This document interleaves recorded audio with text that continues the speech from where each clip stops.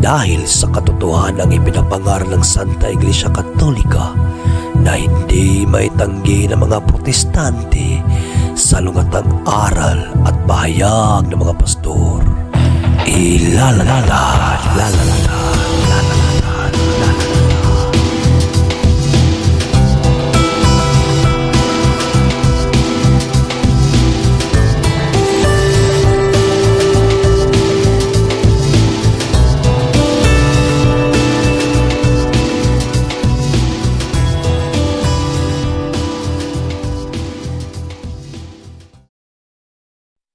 Bag sauce simple hand.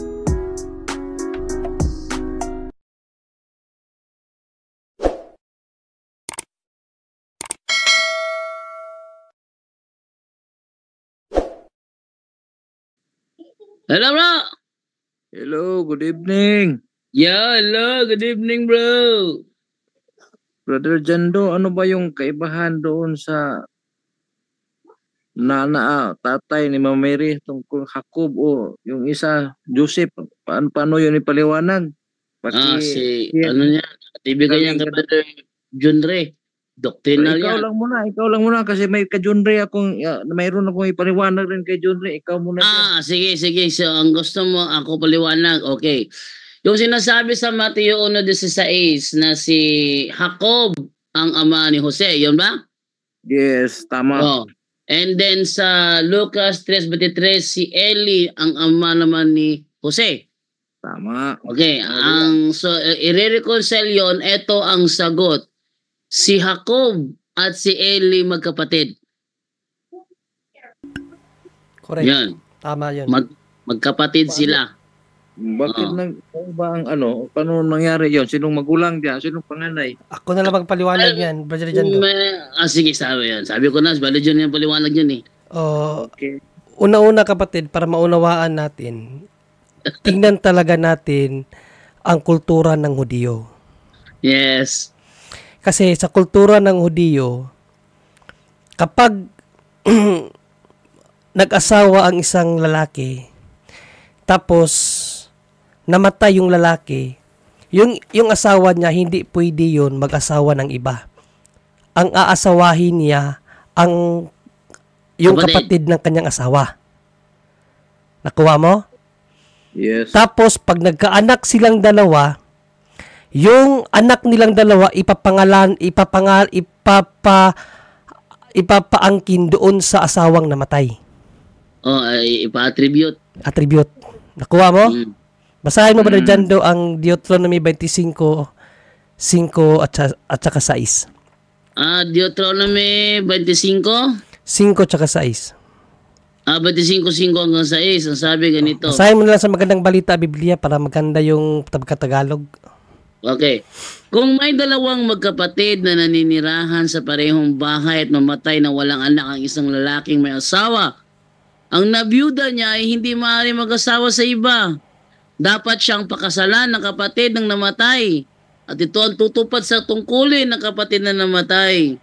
Ang kanilang unang anak na lalaki ay isusunod sa pangalan ng namatay upang hindi mawala sa Israel ang pangalan nito. So yung ano ba dyan yung kasunod sa kanya na? Yung unang anak lang na lalaki ang ipapangalan doon sa asawang namatay. Parang yun ang tradisyon nila, wala tayong magagawa diyan, yan ang tradisyon nila kapatid. Kaya sa Bible hindi lang si Joseph ang may ganyang istorya. Ang dami sa Bible na magugulat ka, dalawa ang ama. Pero dahil yan ang kanilang tradisyon. Kapatid.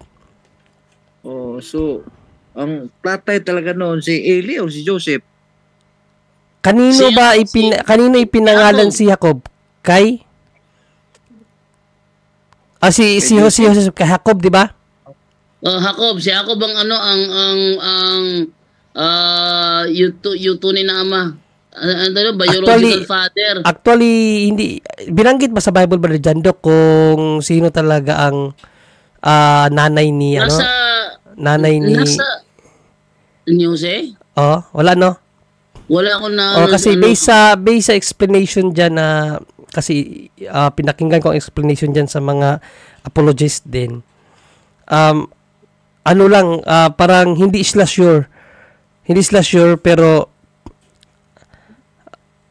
kasi walang binanggit sa Bible kung sino yung babae. Kasi dapat kasi matrace din yun eh. Pero sa Mateo talaga si Jacob ang nakapangalan. So kung titingnan mo yung sa Deuteronomy kasi ipapangalan ang anak ng mag-asawang nagkaanak doon sa unang kapatid na hindi nagkaanak. So ang tunay na ama yung hindi sa kanya nakapangalan. Oh. So ang pinakatunay kung halimbawa bro, magkapatid tayo bro. May asawa ka. Tapos halimbawa lang namatay ka. So yung asawa mo, ako ang mag-asawa. Nagkaanak kami, ang anak namin si Jando. Si Jando Gwapo yan, gwapo. Oh, gwapo yan. Si Jando magiging tatay niya, hindi ako, ikaw. Kahit ako ang tunay na tatay. Naintindihan mo yan, bro? Intindihan. Oh, ganun ang tradisyon nila, medyo masalimuot pero ano na lang naman yan eh, historical historical matter na lang yan. So, at least alam natin ang dahilan kung bakit may mga ganong istorya sa Bible. So, hindi na tayo maguguyo ng mga Muslim kasi isa yan sa tinitira nila ng Bible, pulpul, kasi nagkukontrahan daw. So, malamang si Eli ang tunay na kasi si Jacob ang pinapangalan niya. Ay, hindi. Si Jacob ang si Jacob ang biological father. Si Jacob daw. Si Jacob. Kay si Eli, sa pantaha lang si Eli. Sa pantaha lang si Eli. Kung babasahin natin yan sa ano yung sa pantaha? Akala ng lahat. Akala ng lahat. Lucas 3:23 ano yun eh, doon yata yun sa sa salita ng Diyos. Akala ng lahat. According to Mini. Ito sabi dito, mga 30 taong gulang na si Jesus nang magsimula siya sa kanyang gawain. Ayon sa pagkakaalam ng mga tao, anak siya ni Jose na anak ni Eli. Anak siya ni Jose na anak ni Eli. So, pagkakaalam ng mga tao, sa pantaha yun sinabi na sa kung nabasa yun. Ang Biblia siguro. So, basta yun na yun. Wow. Okay. Pwede pa magtanong. Tatlong sige, tanong. go ahead bro. Hanggang 3 ang tanong bro. Hanggang 3. Kay Brother John Rito. Yes, bro. Okay, sa'yo yan. Tiyak ko, mahirap yan. Brother John Rick, yung ipaki-simplify ngayong anak sa tao na sinasabi Ezekiel saka yung sa lumang tipan, parang narinig ko sa iyo yan. Para ma-take note mo ko rin. Anak ng tao? Parang mo yan, discuss mo yan eh. Ano ang ibig sabihin ng anak ng tao? Kasi nabanggit sa Ezekiel at sa New Testament, may anak sa tao. Simplify mo nga, pag-simplify para maintindihan rin sa nakinig. Yes, sa Bible, meron kasing binabanggit na anak ng tao, no? Ayon sa mga scholar, even sa simbahan, ang turo, yung term na anak ng tao is Aramaic expression. So, tandaan niyo yan, Aramaic expression. Kapag sinabi mong Aramaic expression, ibig sabihin, ang anak ng tao is tunay na tao, human being. Halimbawa, si Ezekiel. Si Ezekiel, palagi siyang tinatawag ng Diyos na anak ng tao. Tama? Tinatawag siya ng Diyos na anak siya ng tao. Pero, hanggang anak lang siya ng tao, pero hindi siya Diyos. Okay. Kasi expression yun eh. Aramaic expression according to the teaching of the church. However, mayroong isang anak ng tao na hindi ilang basta anak ng tao. Ibig sabihin, tunay siya na tao, pero hindi siya tao lang. Yun ay walang iba ang ating Panginoong Jesucristo. Dahil, based kasi sa hula ni Daniel, kung babasahin natin ang Daniel 7, 13-14, dito niya nakita ang anak na tao na yan. Basahin natin sa Tagalog.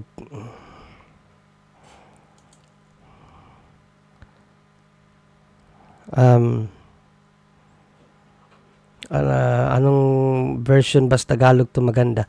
Maganda kasi yung ginamit ko na version sa English, pero sa Tagalog, ang Biblia siguro. Ang dating Biblia. Hanapin muna natin ngayon. Ang dating Biblia version, ito ang ating mababasa, kapatid. Ayon to sa hula ni Daniel, no? Ako'y nakakita sa pangitain sa gabi, at narito, lumabas na kasama ng alapaap sa langit ang isang gaya ng anak ng tao. Take note, ano nakita niya? Isang gaya ng anak ng tao. Ibig sabihin, like a son of man. Bakit may like? Kasi hindi kasi siya basta ordinaryong tao. Kasi kung ordinaryong tao yan, bakit nakasakay sa alapaap sa langit? Nakuha mo yung nakita ni Propeta Daniel, bro? Okay, naintindihan ko. Oo. Konti. So, hindi to ordinaryong tao kasi yung tao na ito nakasakay sa alapaap. At kilala mo ba kung sino ang nag-claim sa titulong ito, bro? Pero hindi pa. Hindi pa. So, claim niya ng ating Panginoong Jesucristo. The reason why bakit pinapatay siya ng mga Hudyo dahil sa claim na yan. Okay? Yung pag-claim niya na siya ang Mesiyas, anak siya ng Diyos, normal sa kanila yan, bro. Normal sa mga Hudyo yan. Kasi sa history ng Israel, ang dami nang nagpapanggap na Kristo, anak ng Diyos, pero hindi pinaniniwalaan. So yung ganong bagay, normal lang sa mga Hudyo yun na mayroong mag-claim. Pero yung claim niya, ang hula ni Daniel na siya ang anak ng tao, doon nagwala ang mga Hudyo. Mababasa mo yan sa Marcos 14, 61 hanggang 64. Ito ang nangyari. Basahin natin na Mark 14, 61 to 64. Ito yung time na nilitis na ang ating Panginoong Jesucristo sa harap ng mga Parisiyo. Ito ang ating mababasa. Datapwat siya'y hindi umimik at walang isinagot. Tinanong siyang muli ng dakilang saserdote at sinabi sa kanya, ikaw baga ang Kristo, ang anak ng mapalad? So tinanong siya kung ikaw ba ang Kristo, ang anak ng mapalad? Sinagot ng ating Panginoon ni Jesucristo yan, no? Ang kanyang sagot ito. At sinabi ni Jesus, ako nga. So claim niya talaga na siya ang anak ng Diyos, ang anak ng kataas-taasang Diyos, ang mapalad. Pero hindi lang yan ang kanyang claim. Ito pang sinod niya. At makikita ninyo ang anak ng tao na nakaupo sa kanan ng makapangyarihan. Claim niya na siya yung anak ng tao na nakaupo sa kanan ng makapangyarihan at pumaparitong nasa alapaap. Ibig sabihin siya yung sinasabi ni Daniel na anak ng taong nakasakay sa alapaap. Anong nangyari? Galit na galit ang mga Hudyo. At malalaman mo maya bakit galit na galit ang mga Hudyo. At hinapak ng kanilang saserdote ang kanyang mga damit at nagsabi, ano pang kailangan natin na mga saksi? Narinig ninyo ang kapusungan. Ano sa akala ninyo? At hinatulan nilang lahat na siya'y ipapatay. So yan ang reason kung bakit talaga nila pinapatay ang Panginoong Jesucristo. Dahil claim niya na siya yung Mesiyas, ang anak ng Diyos, pati na rin yung hula ni Daniel na isang anak ng tao na nakasakay sa ulap. Kasi yung hula na yon or yung vision na yun ni Daniel, bro, hindi yun basta lang vision na mayroong ibang kahulugan. No. It means yung nakita ni Daniel na anak ng tao ay Diyos. Diyos ang tao na yun na nakita ni Daniel nakasakay sa ulap. Kaya nga sabi ni Daniel, like I saw in a vision, like a son of man, gaya ng isang tao. Kasi hindi ordinaryong tao, kasi nakasakay sa ulap. Kasi kung aaralin natin ang Jewish literature kasi, yung sumasakay sa ulap, Diyos lang. Diyos lang ang sumasakay sa ulap. Basahin muna natin ang pahayag ni San David, no? Salmo 104:3, ito ang pahayag ni San David sa kaniyang salmo, no? Basahin ko sa Magandang Balita Biblia kasi maganda kasi ang pagkasalin sa Magandang Balita Biblia. Ito ang sinabi ni David, bro. Ang ano siguro, ang salita ng Diyos siguro. Ang salita ng Diyos ba yun? Okay, salita ng Diyos. Ito ang wika ni David, bro. Itinayo niyo ang inyong tahanan sa itaas panang kalawakan. Ginawa niyo ang alapaap na inyong sasakyan. Sino daw ang gumawa sa alapaap, bro? Para sakyan? Hindi mo maklarong basa, gamay ng cellphone ako. Pero narinig mo naman yung sinabi ko, di ba? Sinabi ni David, ginawa niyo ang mga alapaap na inyong sakyan. Sino ang gumawa sa alapaap para kanyang sakyan? Diyos. Ang Diyos, no? Kaya nga kung babasahin mo sa aklat ni Isaias 19:1,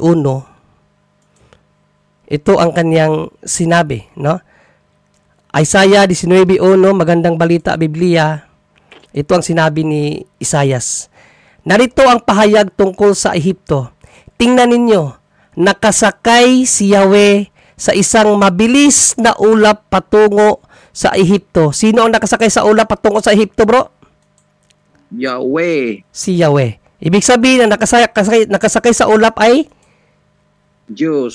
So sino yung nakita ni Propeta David na isang anak ng tao na nakasakay sa ulap? Diyos o hindi Diyos? Diyos. Sino ang nag-claim niyan sa New Testament na siya ang anak ng tao? Jesus. So ano si Jesus kung gayon? Diyos. Kaya siya Diyos, pinapapatay. Kaya nga sabi ng mga Hudiyo, nag-blaspheme siya. Because he claimed not only as a son of man, but he claimed also that he is a God himself, kapatid. Yun ang concept ng son of man.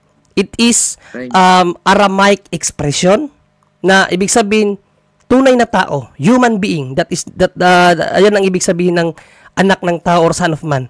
Aramaic expression meaning tunay na tao like ni Ezekiel. Kung babasahin mo ang aklat ni Ezekiel, ang tawag sa kanya ng Diyos, anak ng tao. Pero hanggang doon lang si Ezekiel. No? Mayroong pang isang anak ng tao na hindi basta tao lang. O hindi tao lang. Kaya nga sa vision ni Daniel, ang nakita niya like a son of man. Tulad ng isang tao. Kasi hindi siya ordinaryong tao lang. Ang nakita ni Daniel na anak ng tao ay Diyos sa kanyang sarili, kapatid. Yun ang paliwanag doon sa anak ng tao. Thank you very much, Brother John Ray. You're welcome. Brother Jando.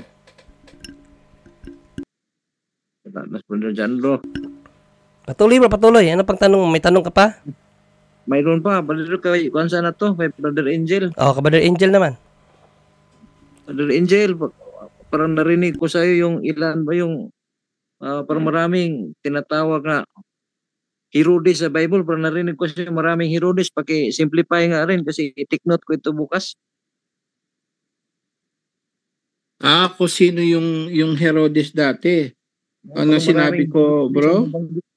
Ano yun? Ano nga yun? Paki-review nga. Okay. Titingnan natin, no? Yung binanggit ko dati, no?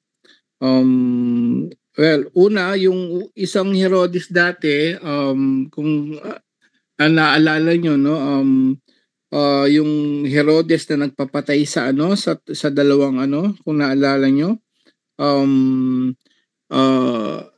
yung mismo nagpapatay sa mga bata nung 2 years old pa lang pagkasilang ng ating Panginoon Jesucristo, ibang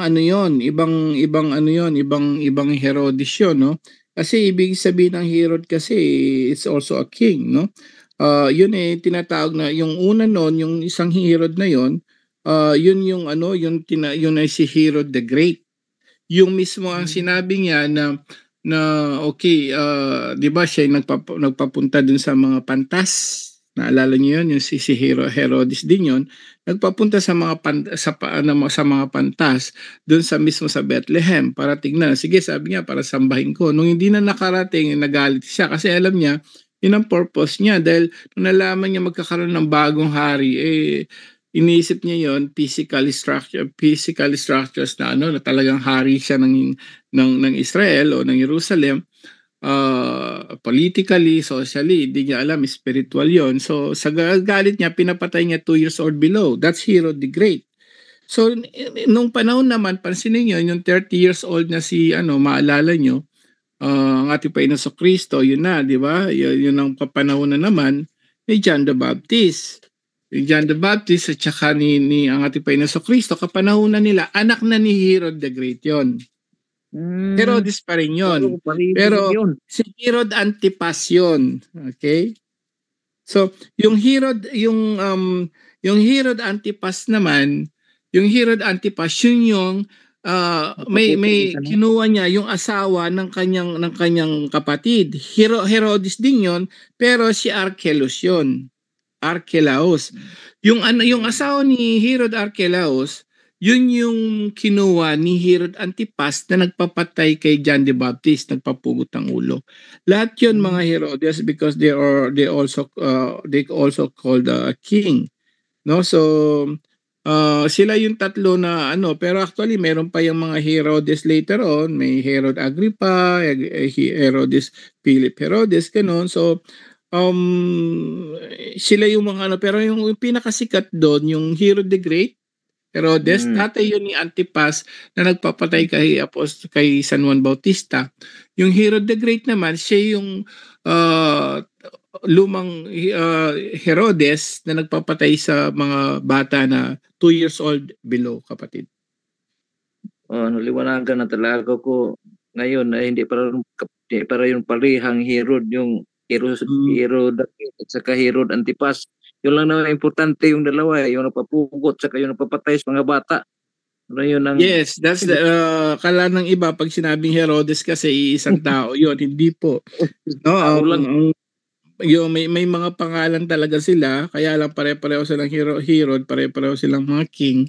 So yung Herodes kasi also means Herod, no? So yun ang nalilito yung mga tao. Iba-iba po yung Herod na yun, mga kapatid. Yun po, kapatid.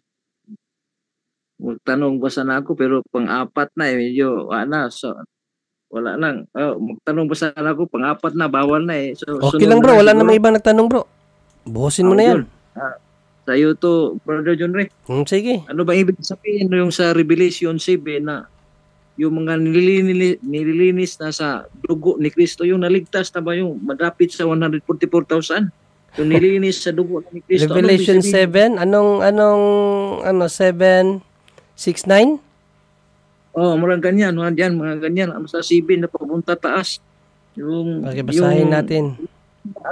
Yung nagsalina ng puti, ito sila ang nililinis ng dugo.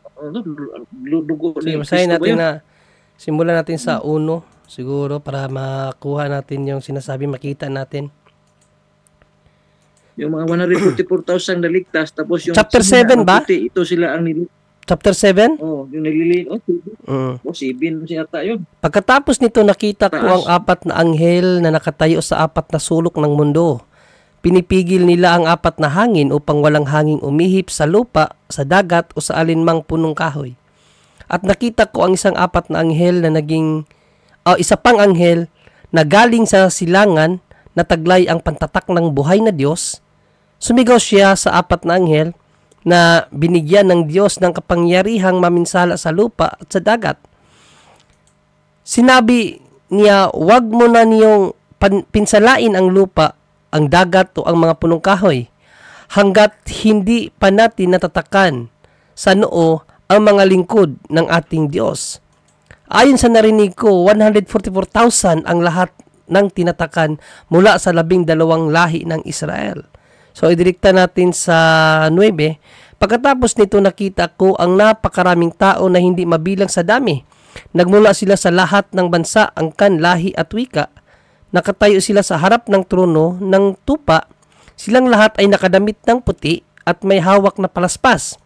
Sumisigaw sila ng malakas, purihin ang Diyos na nakaupo sa trono at purihin din ang tupa dahil iniligtas nila kami sa kaparusahan. Tumayo ang mga anghel sa palibot ng trono ng mga namumuno at ang 4 na buhay na nilalang at lumuhod sila sa harap ng trono at sumamba sa Diyos.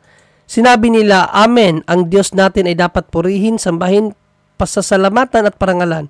Nalalaman niya ang lahat at nasa kaniya ang lahat ng kapangyarihan at kalakasan. Purihin siya magpakailanman. Amen. Wala man dito yung sinasabi mo, bro. Dapat makita natin yung talata. Anong sa tingin mong talata? Yan yung may nagtanong sila kung parang nagsabi na paano ito sila ang nilinis na ng Panginoon sa kanyang dugo. Parang diyan basta parang may karugtong diyan sa bandang dulo. Hindi ko na hindi ko na-review kasi. Sa bandang dulo mismo. Sa bandang dulo mismo. Alam mo naman yan kasi nagbasa ng bata, may sinasabi yung Panginoon, ito sila yung nagsinina ng puti ang okay, dito didirekta natin sa 14 siguro, umpisa natin sa 13. Tinanong ako ng isa sa 14 na namumuno, sino ang mga taong iyon na nakadamit ng puti at saan sila nanggaling? Sumagot ako, hindi ko po alam. Kayo po ang nakakaalam. At sinabi niya sa akin, sila ang mga dumaan sa matinding paghihirap, nilinis at pinaputi nila ito ang kanilang mga damit sa pamamagitan. Sino ito yung tanong mo? Paano nilinis? Anong sistema sa paglinis? Ito yung sinasabi sa pahayag 6. Sa pahayag 6, 9 din, 7-9, yan yung mga pinatay dahil sa pangalan ng Panginoon Kristo sa panahon nila. Sa panahon nila sinadyan to. Ito yung mababasa. Nang tanggalin ng tupa ang kaapat na selyo, narinig kong sinabi ng ikaapat na buhay na nilalang, halika! At nakita ko ang isang maputlang kabayo. Ang pangalan ng nakasakay ay kamatayan at kasunod nito ang Hades. Binigyan sila ng kapangyarihang patayin ang ikaapat na bahagi ng populasyon ng mundo sa pamamagitan ng digmaan, gutom, sakit at mababangis na hayop. Nang tanggalin ng tupa ang ikalimang selyo, nakita ko sa ilalim ng altar ang kaluluwa ng mga taong pinatay. Ito yon. Mga taong pinatay dahil sa tapat na pangangaral nila ng salita ng Diyos. Sumigaw sila ng malakas, Panginoong makapangyarihan, banal at tapat, gaano pa po kami katagal na maghihintay bago ninyo hatulan at parusahan ang mga taong pumatay sa amin.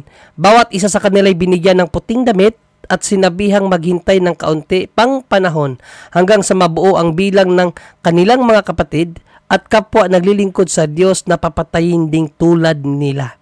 So sila yung mga tao, bro, na naglingkod sa Diyos hanggang kamatayan, kapatid. Yung pala yung mga yung mga nagbuhis ng buhay na sa pananampalataya. Yes. Kung 'di ba, kung matitingnan mo yung history ng Christian, yung mga Kristiyano dati pinakain sa leon, 'di ba? Yung mga early church fathers natin, halimbawa si Saint Ignatius na pinakain siya sa leon, papakain siya sa leon, yun ang naging hatol sa kanya sa mga Romano. Tapos pinigilan siya ng mga Kristiyano kasi pag pumunta siya sa talagang ipapakain siya. Ano ang sinabi ni Saint Ignatius? Kung hindi niyo ako ipapakain sa leon, ano yung nakalimutan ko nung napaka grabe yung sinabi ni Saint Ignatius, no? Pinigilan siya ng mga Kristiyano kasi nga ipapakain siya sa leon. Pero hindi niya hinadlangan ang kanyang sarili na ipakain sa leon. Kasi alam mo anong sinabi niya? Gusto niyang maging katulad ni Kristo na gusto niyang maging Eucharistia katulad ni Panginoong Hesukristo na pinapakain sa mga tao. Binuwis din niya ang kanyang buhay. So sila yun, mga kapatid, sila yun yung mga taong nagpagal para ipangaral or palaganap ang salita ng Diyos.